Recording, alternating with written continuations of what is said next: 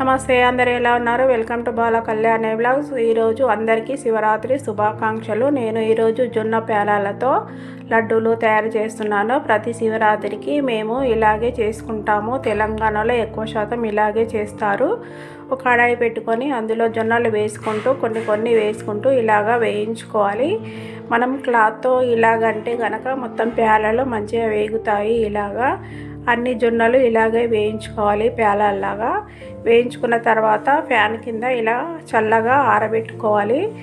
చల్లగా అయ్యేంత వరకు ఆరబెట్టుకున్న తర్వాత కొన్ని మిక్సీలో వేసుకుంటూ పిండి కావాలంటే మిల్లులో కూడా ఆడించుకోవచ్చు. మేమైతే ఇలా మిక్సీలో వేసి అంతా జల్లెడ పట్టేసుకొని పిండి ఇలాగా తయారు చేసుకున్నాము. తర్వాత 1 కిలో జొన్నలకి 1 కిలో బెల్లం తీసుకున్నాను నేను. బెల్లము మనము చిన్నగా తరిగి పెట్టుకోవాలి.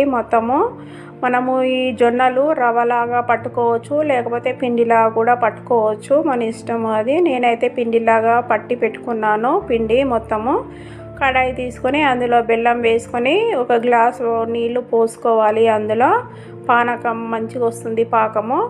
అందులోనే 2 టేబుల్ స్పూన్ నెయ్యి వేసుకొని డ్రై ఫ్రూట్స్, ఇలాచీ పౌడరు అన్నీ అందులోనే వేసేసుకొని మనం పిండి చేసి పెట్టుకున్న దాంట్లో వేసుకోవాలి. మొత్తము వేసేసుకొని బాగా కలుపుకోవాలి. ముద్దలు కట్టేటప్పుడు వీడియో తీయలేకపోయాము. చేతులకు నెయ్యి రాసుకొని మంచిగా ముద్దలు కట్టుకోవాలి. పిండి మొత్తం ఇలాగా కలిపేసుకున్న తర్వాత ఈజీగా ఉంటుంది మనము నెయ్యి రాసుకొని ముద్దలు కట్టడం వల్ల. బెల్లం పానకం తయారు చేయడానికి సోంపు, ఇలాచీలు అందులో వేసి మిక్సీ పట్టి పెట్టుకున్నాను పౌడరు.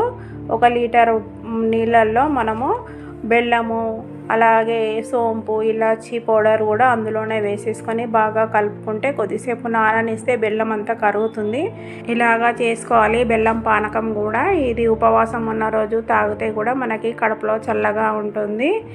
ఇలా లడ్డూలు, బెల్లం పానకము, పండ్లు, రత్నపురి గడ్డ ఇవన్నీ అయితే మేము ఒక పొద్దు ఇవన్నీ తింటాము, ఒక పొద్దు ఇడుస్తాము వీటితోటి. లైక్ చేయండి, షేర్ చేయండి, సబ్స్క్రైబ్ చేయండి.